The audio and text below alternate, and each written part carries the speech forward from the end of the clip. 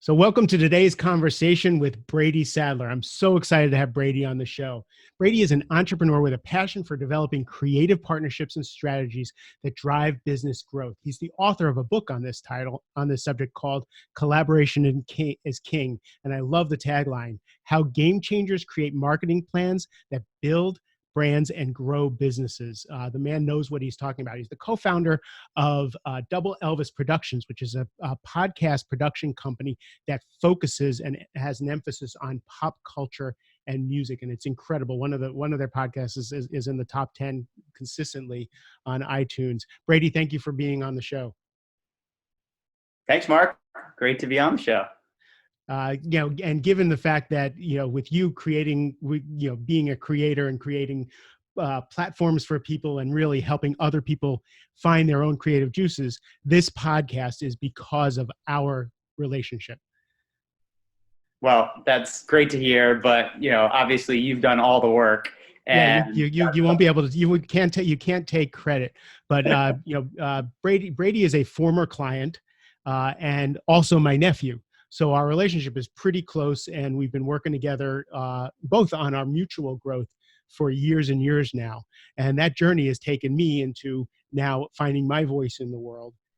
But it started out with me helping you find your voice in the world. Absolutely. Right. So the reason I asked you to be on the call, and I really appreciate you being willing to talk about this, is to talk about that transition from the corporate world, right? From having a very specific title and this very specific job and quite a bit of success, in the marketing world, in the corporate marketing world, to actually going out on your own to become an entrepreneur and to start creating what we call the portfolio businesses. Right? All the things that you're passionate about, all the things that you're interested in are actually your zone of genius for you to go out into the world, and how scary that is. Well said. Yes. Yeah. I mean, I think that background's helpful because obviously we know each other really well. So it's sort of weird for us to do this in this setting when we talk so often about the same topics that we're covering today. But, yes, very true statement that you helped me find my voice at a time when I was doing really well in my career by all traditional measures, but I wasn't necessarily focusing on or nurturing some of the things that really would light me up, as you like to say. And so through a lot of conversations and exercises and our mutual affinity for just devouring any content around, everything from self-help to business and beyond, we worked on some ideas and some actionable things that I could put out into the world. And there's one particular thing that really kind of flipped it. So I think it's probably appropriate to share that one, but this was... Go for it. Years into us working together, and I think a lot of growth had happened, a lot of changes, but there was this milestone, this next sort of level, and I called you from a business trip that I was on in Chicago, and I was fully lit up telling you about this experience I was having at a Virgin hotel, which is owned by famous businessman Richard Branson. And I had never been to one of them. There's only, I don't know how many there are in the US, but not many. And they just had made this experience such that it took me by surprise and really impressed me. And it sort of set off what I call the curse of the marketer, which is the fact that I just cannot turn off my marketing mind. And I see branding and marketing efforts everywhere I look. And so that's typically set off when I see, branded entertainment or product placements or just cool ads. And I have to remember that not everybody is as interested or thinks it's as cool as I do. Oh, I do remember us being together and you saying, hey, we got to go to Nordstrom's. I'm like, what, do you need a tie? Do you need a shirt? Do you need, no, they have a pop-up market that I want to see how they're doing it. I'm like, oh, this man really lives, eats and breathes his craft. So you were in this hotel. What happened? So I called you And I started telling you about everything that I was seeing. And you sensed what you had often sensed with me, but not consistently sensed, which was this genuine passion and excitement and energy that I have for marketing, pop culture, certain things like this.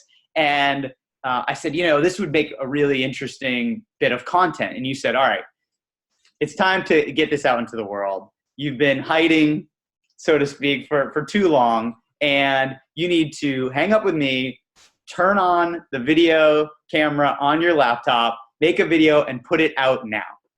And I said, come on, I don't have the right camera. I don't, all the typical excuses that one comes up with as the lizard brain says, no, it's scary. This is going to be bad. There's all sorts of risk. And you just kind of said, look, this is the right thing for you to do. We've talked about you putting yourself out there a bit more for a long time. Just do it. It's a perfect opportunity. And I'm not talking to you again if you don't do it. And, of course you were joking, but you were really, for all of the coaching tactics that are just asking questions and letting the other person find their own answer, this was one of those moments, those rare moments where you just told me what to do. And so I did. I put it out and put it on Facebook to start with. And within seconds, I was getting back just incredible feedback from people who I hadn't talked to in a long time, other people who I talked to regularly, clients, prospects, long lost family members, you named it. And it just felt great. It really was a cool experience that affirmed a lot of what you and I had been talking about. So actually let's slow this down because I've been doing a lot of thinking and writing in the book about what keeps people at that mid-level success, right? So we know we have these developing young leaders who just run and gun and they're in the hustle. And eventually they make it to a level of success that you made it to and a lot of other people, mid-level management. Or, even with your title as VP, it's still, you're not Richard Branson yet. You're not lit on fire for your own idea. You're making money for other people. You're making other people incredibly successful, and you have a good income yourself. And, the question is, what is that switch that switches people from that comfortable lifestyle to deciding they have something to share, something to create in the world, and then going out and actually creating it?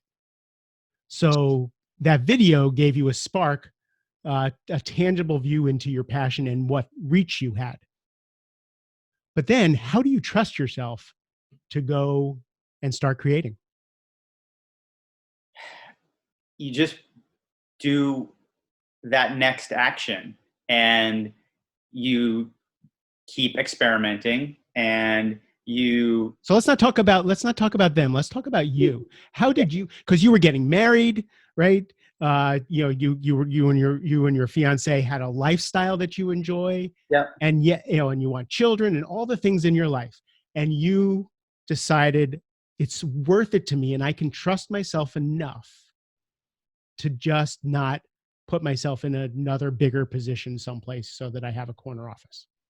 Yeah. So you're talking about when I ended up moving on from my agency and after a decade plus and had some big choices to make during that time, as you described it, which was one where stability in career would have probably been favorable.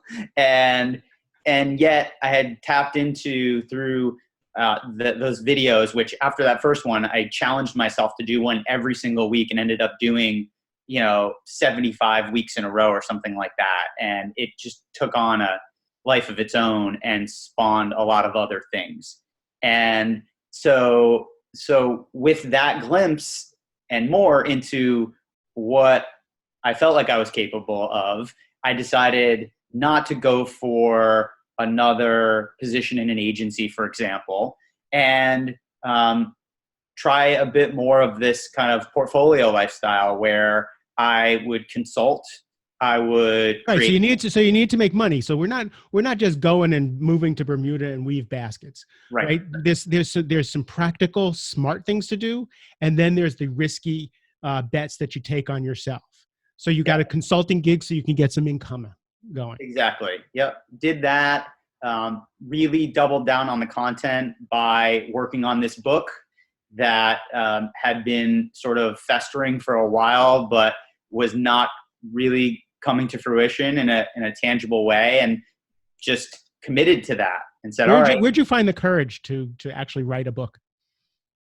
well, you were a big inspiration for sure. And I felt like, as much as I'm a big believer in digital, and of course in my work and spent a lot of time as the world kind of embraced social media, and technology became the key to marketing, which was my expertise. I felt like having a physical thing in the world was going to be a differentiator as I looked around at my peers, and also as I thought more about what had been happening with those videos and the power of just creating content and having a point of view, putting yourself out there and saying something that you believe in, and wanting to go beyond where I was, and knowing that I was going to have to do some risky things to get there. So when you and I talked about that, the book became very apparent. The book was one of those pieces of the puzzle that I wanted to do. And I looked at it as a way to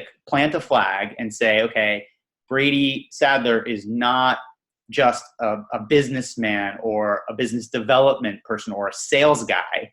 He's creative, and he thinks about how creative and business go hand in hand. And I'm much more at home on the creative side from an energy standpoint, and yet I got really good at sales, and I'm a natural salesman.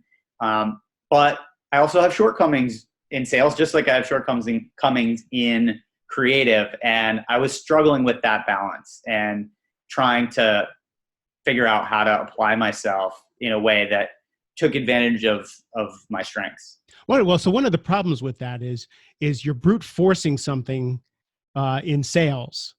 Because you're having enough success, because you're so talented in one area of that, you'll be able to bring in sales. You're able to compensate for the things that were really tough for you in the sales. And a lot of people will stay in that tension for a really long time.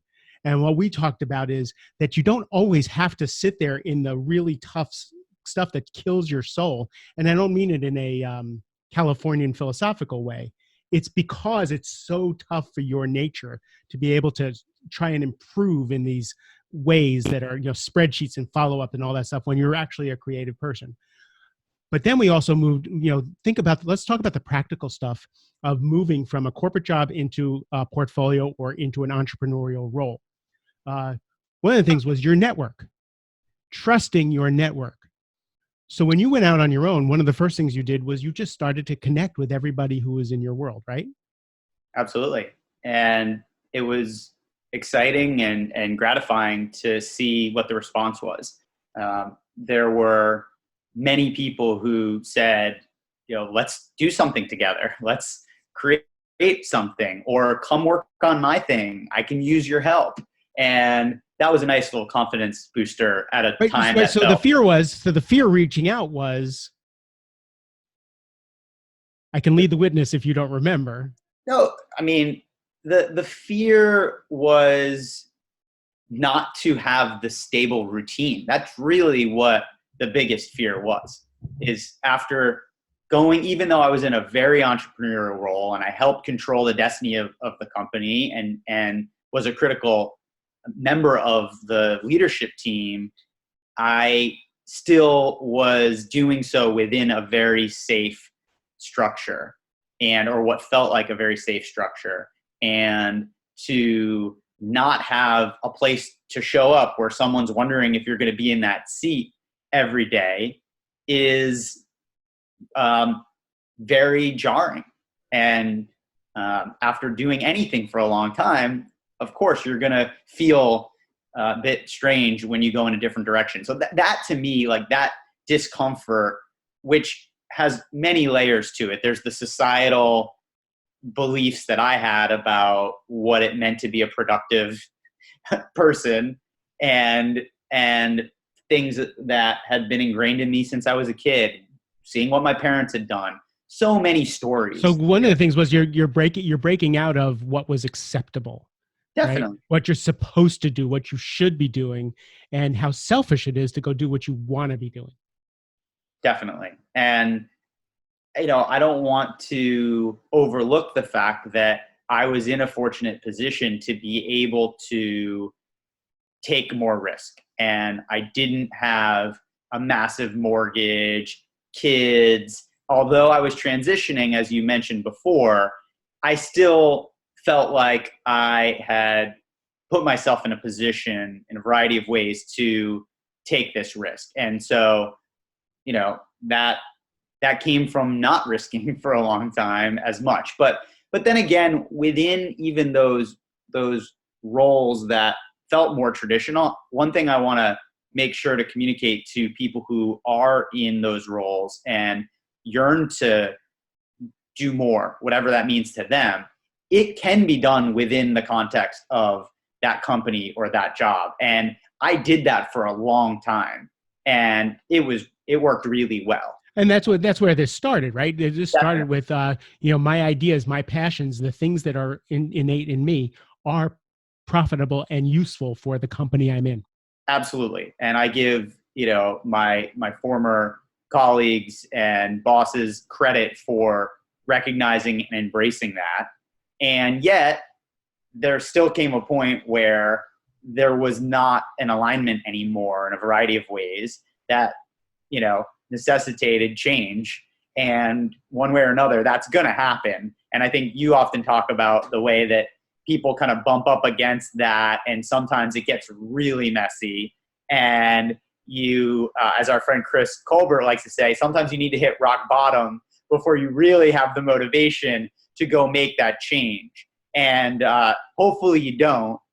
And, maybe you can make it gradually. I don't know whether that's the case. No, it is. It is really hard for people to actually just listen to that internal voice and decide to go follow it. Usually external events, job changes, health issues, something, a life event usually pushes us to that next level.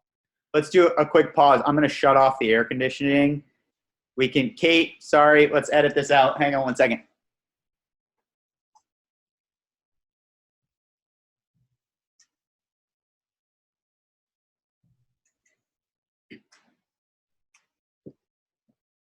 I have a leaf blower outside my window. That's all right. Back on. Yes, there usually is some sort of event that's a catalyst, but nonetheless, found myself in this position where I didn't have that secure, predictable position anymore. And I decided to live in that for a bit and just see how long I could stretch that out, while also trying to piece together a new career. And so how do you deal with that in your nervous system? Right? The no man's land. Really poorly. The white space, right? At first, really poorly, but I got a membership to something called Class Pass, which allows you to go to a number of different gyms. And every morning I got up and went to take a different class. So I was kickboxing and doing boot camps and just like taking out all of my, all of the emotions were pouring Anxiety. out in those classes for sure. That was a big piece of it. And then falling back to or leaning on the habits that we had worked to uncover and develop, like morning pages, which is just a simple journaling exercise, writing 3 freehand pages that sort of cleans the mud off of the windshield in the morning to start. I'll put a link to that in the show notes so people can find that. Yeah, huge fan of that. It's amazing what happens if you consistently journal for certain people over the course of a few months. And some meditation and some visioning exercises. And then, as you said, lots of conversations with people that you respect, trust, people that you don't know that are doing interesting things, and going into those conversations without a strong agenda. Really That's just key. That's really key. definitely just fact finding, being curious, which in and of itself is a trait that I think lends itself to success in the kind of work that you help people do. So I'm really glad you circled back to this whole networking thing, because I was going to try to figure out how to unnaturally bring us back to that. Really, the fear that I see in a lot of people is that their company is what people were interested in, that their personal connections in the world, that their network, that the goodwill that they created out in the world isn't enough. So without that business card of the company, am I still worthwhile out in the world? Are people still going to talk to me, or am I going to be forgotten? And I see that fear a lot. And the challenge I would put to people is to go out and actually go meet the people in your network, reconnect with the people. And I think what, as you found, is a beautiful, pleasant surprise is people were actually glad to hear from you. Definitely. And also, have a bit of a story about what you are doing. And I don't mean make up a story. I mean articulate where you are. And that might mean you say you have no idea, but on the heels of that, you might share some things that you're starting to explore, or some interests that you have that, if the person you're meeting with directly or indirectly might be able to help you, further down that path, that's totally fair game. But yeah, there's just no harm in reaching out to people and just asking them if they'd be open to talking. And look, you're not going to be 10 for 10 on that outreach. And it's different when it's someone you know versus someone you don't know. But I think the vast majority of people are, especially people who are successful, know that they didn't get there alone and that they want to pay it forward. And everybody likes talking about themselves and telling their story, especially if they've been successful. And so, just go on that fact-finding mission and just be genuine, listen, ask good questions, and follow up. And then Follow up is key. Follow up is key. And then asking, I bet you could have, 3 meetings, and out of those 3 spawn dozens of meetings just by saying, is there anyone else that you think I should talk to about this? And most people are gonna at least name one, if not more people that they'll happily connect you with, or that they'd suggest you could just reach out to and mention that you talked to them. And that's a good way to create a ripple effect where all of a sudden you've multiplied your network in a significant way. So I really want to underline what you just said, because having, if you've been fired from a job or you're left a job and you're unemployed and you're looking for another job, that's a very different networking conversation to have. What we're talking about is you're actually out in the world looking to create what's next, looking to create something new. So having a story, instead of saying I'm unemployed, I'm no longer working, I'm trying to figure out, is having that story of I am creating X. I am passionate about this. I am volunteering here, and I'm working on this book, and I'm doing this. And that story makes you so interesting and fascinating, especially to people who are in buttoned up jobs. And then they say, oh, you should talk to so-and-so. He's also doing that. And pulling those strings leads you to some, fascinating areas that you never would have known to be. And saying what you believe in as well, which is part and parcel of having a point of view, and people respect that, because it's really easy to grab someone else's take on something. But if you have your own perspective on something related to, what you're doing with work or with your career or with your art, that's pretty cool. And the other thing you can do is try to find your people who are also believing that thing and lead them in some way.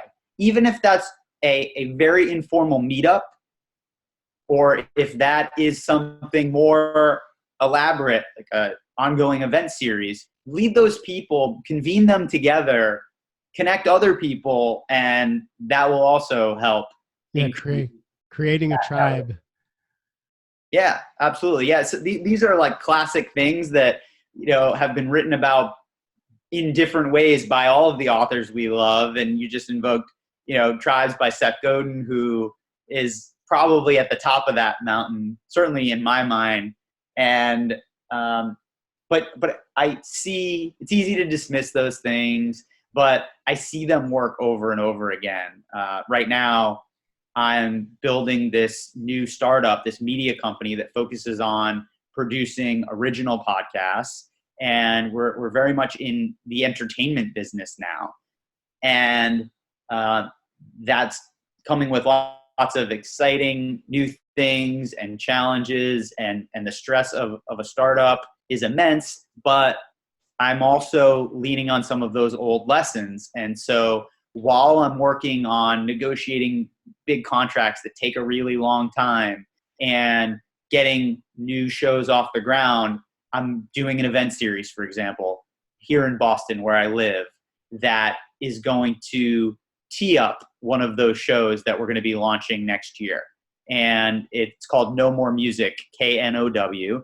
And I am bringing together people from all of my different networks, business, personal, family, and introducing them to emerging artists here in Boston. And I went and partnered with an old client of mine who's the CEO of a company called Tivoli Audio, make really cool audio products. It's a perfect match, a good fit, a brand fit with what we're trying to do.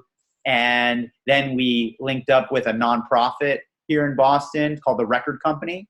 They're the only nonprofit recording studio in the city, giving access to people who can't afford to go into regular studios to make their music or do their podcast, access to that. What a cool idea. What a cool idea. And here we are, once a month, just coming into this cool space on Newbury Street. It's not a big crowd. We did the first one last month and there was probably 40 people there, but those 40 people were in it and energized. And I heard from many of them afterwards in terms of how much they enjoyed it and that they met new people. And, I put that together and I'm really proud of it. And, it wasn't, tactically speaking, it wasn't that difficult to put together. But from an emotional standpoint, and back to the risk conversation we were having, oh my God, will anybody show up? And what are, my, current colleagues going to think about how this is, representative of a good investment of time? And what will my own, all of those questions pop up, no doubt about it. But after enough times exercising that muscle, you just push through that and you do it. And then you assess. Maybe you don't want to do another one. Maybe you want to do something totally different. That's okay too. That's where it's sort of in vogue to talk about failing fast and it's okay to fail and all that stuff. And I like to say that with every cliche, it's there for a reason, because there's some truth to these cliches, and there's truth in that one. And I don't talk about it a lot and make it a big part of my thought process every day. Like, I got to go fail. But I do think experimenting is huge. And you place small bets along the way. You tried things. You decided that wasn't the right road, or it decided it wasn't the right road, and you kept trying different things until it led to now this production company that's has just lit you up across the board. Oh, and it's really easy. There's a fine line. I was gonna say it's easy to let the self-talk take over and stop you from doing a lot of things. And it still stops me all the time. That this is a total work in progress. Let me just say that. A total work in progress. I do not have it figured out by any means, but I have tried a lot of things and I'm proud of many of them. And I feel like it's going in the right direction. I can say that. So depending on the emotions and the thoughts, are you happy? Are you happy you chose this road? Are you glad you chose this road? Yes, 100%. Even with all the twists and turns in your head and in your gut, the ups and downs and in and out of entrepreneurship. 100%. Because if you're interested in this kind of stuff at all, you're going to feel those feelings wherever you are until you try. And so I felt all of these emotions and other ones when I had a more traditional job. They just showed up in. Thank you for making that connection. Absolutely. We take our emotions and our thoughts no matter what situation we're in. Might as well put ourselves in a situation that we want to go towards. Absolutely. And the fear of going to have to do a job that I don't want to do is very motivating, and it's pushing me, and I'm trying to keep it in a healthy space, but it's absolutely pushing me to succeed in this entrepreneurial path that I'm on right now. And yet, who knows where it ends up going. I'm certainly learning and meeting lots of new people, and making myself more marketable in certain ways and more valuable, hopefully, to whoever I work with, whether that's a business partner or maybe working for someone again someday. I don't know, but whatever it is, I'll take with it all these experiences, and it just, just keeps building. The another silly cliche, but like I just turned 40, and the more you know, the more you realize you don't know. And here I am, just like, on the one hand, feeling like I don't have a clue. On the other hand, I look back and I'm like, oh, you know what? This kind of makes sense. And in the book, I wrote a bit about looking at your childhood for some clues. And the book, which was meant to be a business book at first, really turned into a personal exploration, and one that helps readers find their own path, very much in line with what we're talking about here today. And I'm really proud of that. And when I look back at my youth and try to figure out how I ended up working in audio production, I see a passion for sports and falling asleep to 660 WFAN, one of the first all sports radio networks in the country, when it was just getting started, and the excitement around that. And then calling into Imus in the Morning and being a regular guest on that show for a while. And then doing my own video production, independent study in high school, and having my own cable access segment, Brady's News and Views, and going to video production camp when I was 13. And all these things, reviewing movies on the local college radio station when I was in high school. Clearly, there was something going on. It's not a big surprise. If you drew a straight line from there to here, or excuse me, if you drew you skipped over all the middle part, you'd think, oh, okay, that's just like what you chose to pursue right out of college. And it wasn't. It was more adjacent to that. It was definitely in creating content, in creating entertainment, but from a brand standpoint.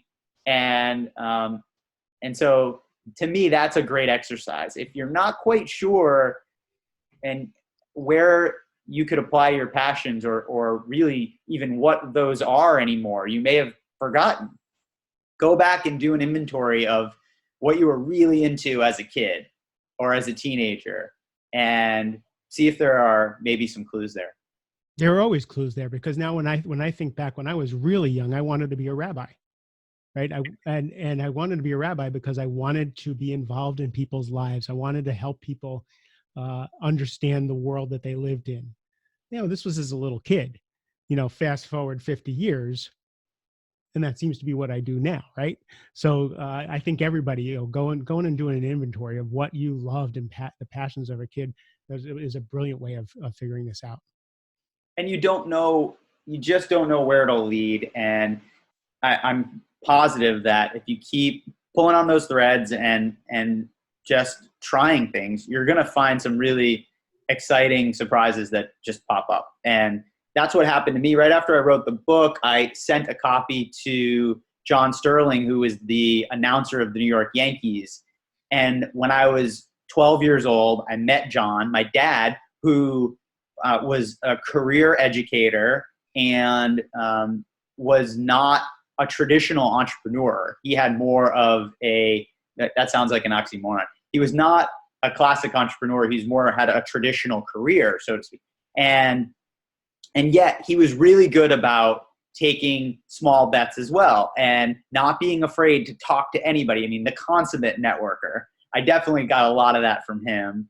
And he wrote a letter to John Sterling, who at the time was relatively new in the role as the voice of the Yankees. But, you know, he wrote this heartfelt letter about how he had followed John's career and how he was so proud to bring his son to the stadium, just like his father had done for him. And one day I'm out playing and I hear my dad screaming for me to come home, and he's yelling, "The phone is for you." And I'm thinking, oh, it's my grandparents, or, you know, it's Mark saying what's up. And I pick up the phone and I hear, "Hello, Brady." And it's none other than John Sterling. I'm hearing this, you know, voice, falling asleep every night, listening to this team that I idolize. And that same voice is calling me on the phone. And he says, "You know, your father wrote this beautiful letter, and I'd like to invite you to come up to the stadium and say hello, and we'll give you a little tour. And how'd you like that?" And I'm like out of my mind, you know? So we did, and fast forward, and we did that. We went and visited him a few times and had all these crazy experiences.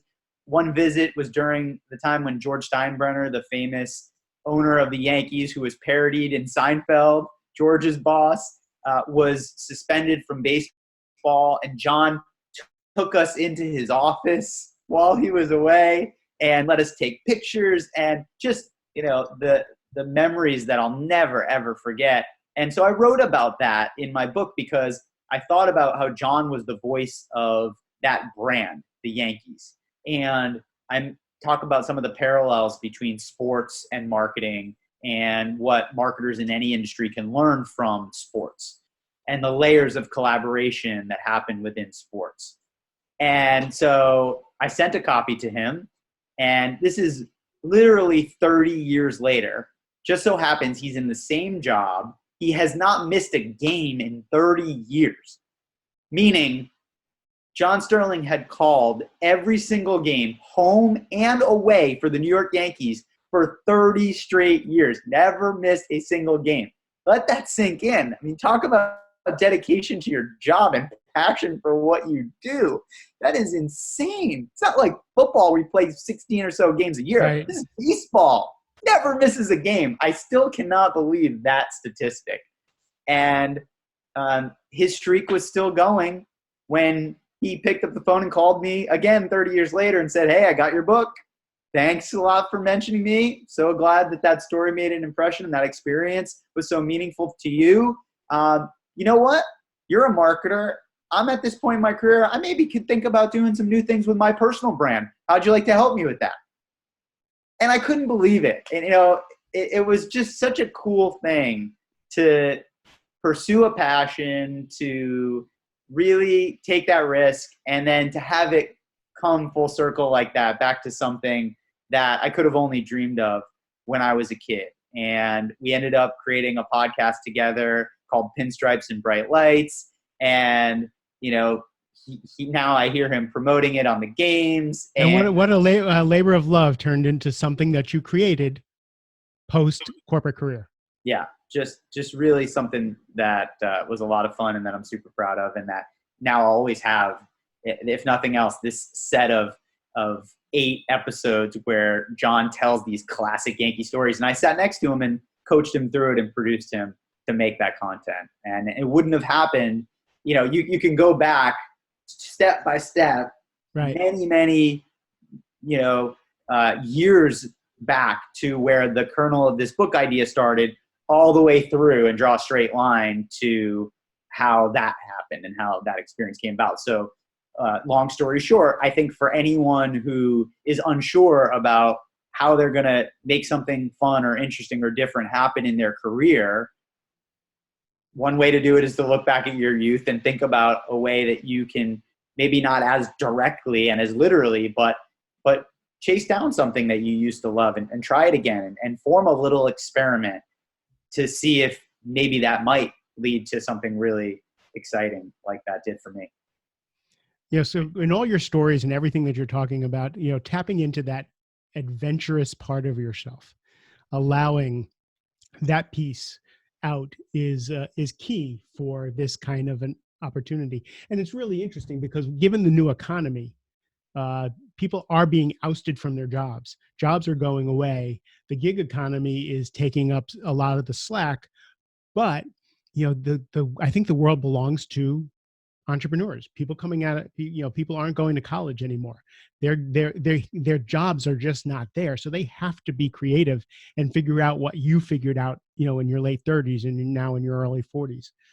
So this is going to be a necessity for people, right? So, either go drive an Uber or a Lyft, or figure out what talents and skills do you have, and now how can you take those talents and skills and provide some value for the world. And you never know where that's going to lead. And if you're driving that Uber or Lyft, what can you do to be experimenting on the side to figure out how to make that stuff more of your career, more of your portfolio, and something that might be more sustainable and enjoyable. So no, thank you for adding to that, because I didn't mean to disparage driving a Lyft. What I'm saying is you can use that as a springboard to explore all kinds of things. Because I can't tell you how many entrepreneurs, you get into a Lyft or an Uber and you talk to them, and they've got three other gigs going, and they're spinning plates, right? So it's a fascinating way to live. And this is something that really impresses me about younger people that I meet. Now I'm getting to that age where I can say that, and it feels so strange. But when I do talk to younger people now, they have the portfolio going in spades. Most young people are doing so many different things, and it's almost dizzying when you listen to a lot of these people rattle off everything they're working on and they're doing, and yet it's so inspiring to me, because that does seem like where we're going with our economy, and the need to have a lot of different skills, to be really creative, to be risky, and be willing to put yourself out there. And if you're not that type of person, by the way, and you want to be more behind the scenes, there's lots of people who need the person next to them who can do things that they can't, right? And Rocket Fuel, baby. The book Rocket Fuel. There's for every vision, for every person who can actually implement and get shit done. There's 7 visionaries. A visionary is homeless without somebody who can implement. So you can always help someone who you believe in their cause.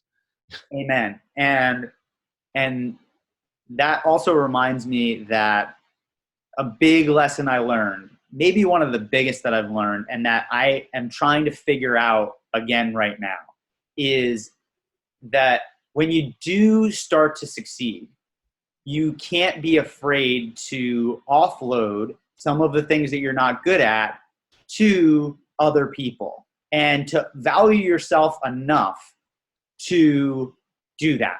And it's really hard. This is like, as you would say, like black belt level shit that just they don't teach you.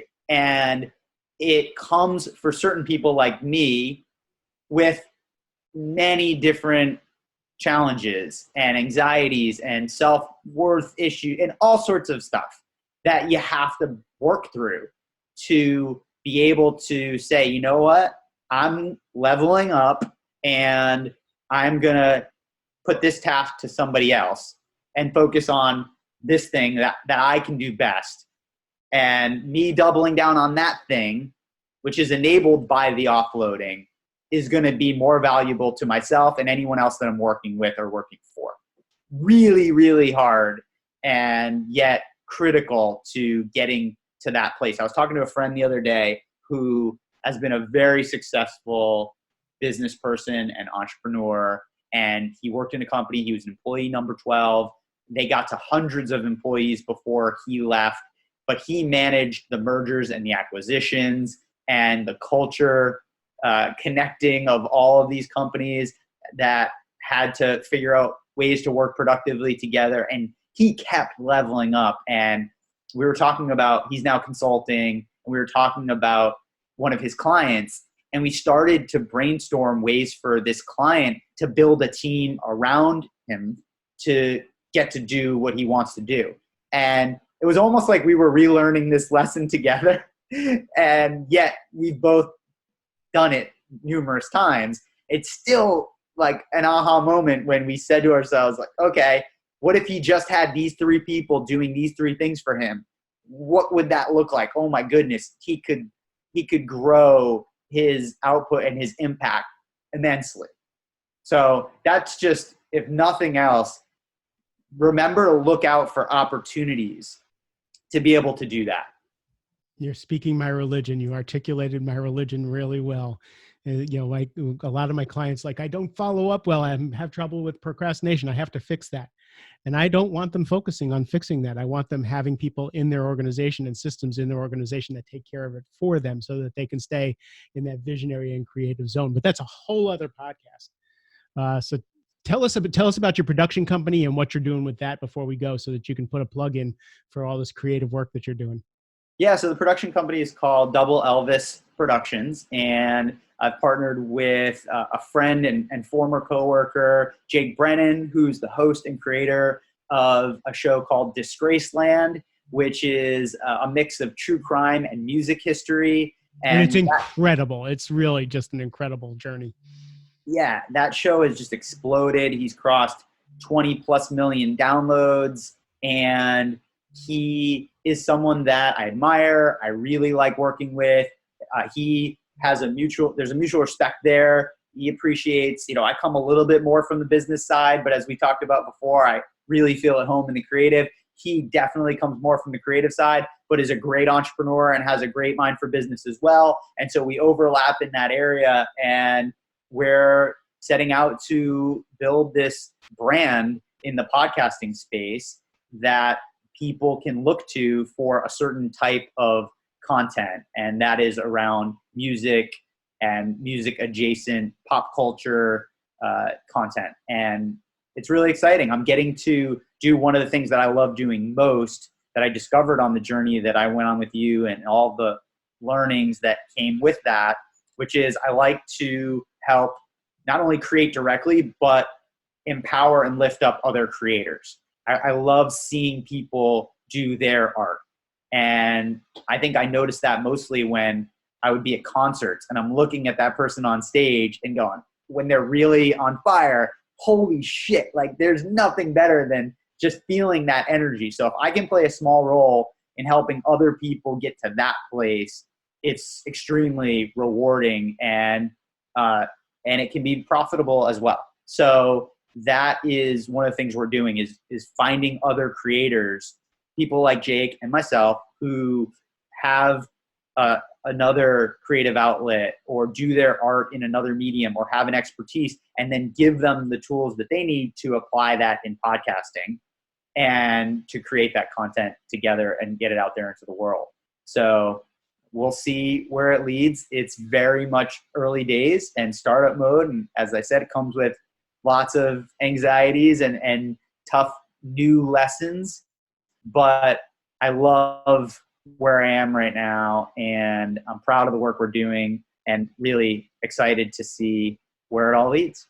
It's incredible. It's incredible. Will you send the URLs to some of these shows and some of the things so people can actually explore the content that you're talking about? Yeah, absolutely. The easiest way to find it is to either just go to bradysadler.com, where you can also find Collaboration is King, my book, and you can get in touch with me. Happy to chat with anybody who stumbles upon this podcast and has a question or wants to just chat about anything related to this. Just like the folks that we talked about in the networking portion earlier, I have benefited from a lot of people who were willing to give me advice and connect me with other people. So I always try to do that when anyone reaches out. And then Double Elvis at Double Elvis with 2 E's, is on Instagram is where we're mostly hanging out these days with that content. And we'll have a bunch of new podcasts coming out really soon. It's really cool. So thank you, Brady. Thanks for just sharing the journey. Thanks for sharing all the wisdom that you've gleaned along the way, because it's all really hard fought.